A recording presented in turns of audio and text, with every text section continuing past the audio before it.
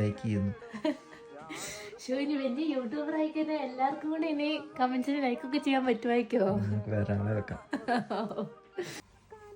Okay അല്ലേ? Video എടുക്കാം.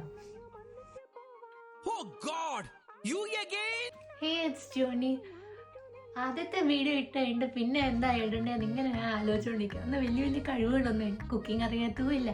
പിന്നെ ഡാൻസോ പാട്ടെന്ന് പറയുന്നത് എൻ്റെ ഒരു ഡിക്ഷണറിയിലേ ഇല്ലാത്ത ഒരു കാര്യമാണ്.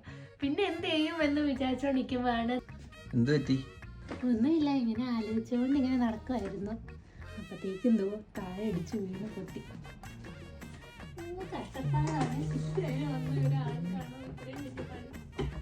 പൊട്ടിക്കഴിഞ്ഞാല് നമുക്കിനി 7 years bad.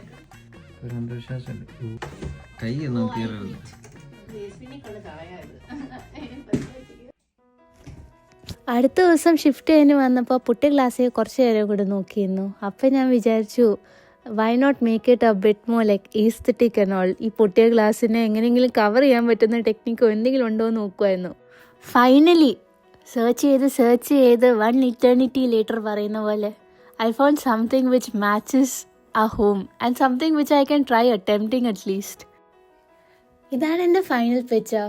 What I attempted to do was like 2 കോട്ടിട്ട കാലുകൾ, ഒരു ഗേളിൻ്റെയും ഒരു ബോയിൻ്റെയും. പക്ഷെ അങ്ങനെയൊന്നും വന്നിട്ടില്ല. ബട്ട് സ്റ്റിൽ ഞാൻ അതാന്ന് വെച്ച് സങ്കല്പിച്ചുകൊണ്ട് ഞാൻ നിൽക്കും. എന്തായാലും പിക്ചറായിട്ട് ഒരു സാമ്യവുമില്ല. ബട്ട് സ്റ്റിൽ എന്തെങ്കിലും പറയുവാണെങ്കിൽ പറയാം, ഞാൻ ഇംപ്രവൈസ് ചെയ്യാൻ വേണ്ടി നോക്കിയതാണ്. ഇതാണ് എൻ്റെ ഇംപ്രവൈസ്ഡ് ഫീറ്റ് പെയിൻറ്റിങ്. അപ്പോൾ എനിക്ക് ഈച്ച് ടൈം എനിക്ക് പുറത്ത് എവിടെയെങ്കിലും പോകുമ്പോൾ എനിക്ക് പറയാൻ പറ്റില്ല, മറ്റേ നിവിൻ പോളിയിലെ ഫിലിമിലെ പോലെ ഫേസ്, എൻ്റെ ഈ ബോഡി, എൻ്റെ ഈ ഫീറ്റ്.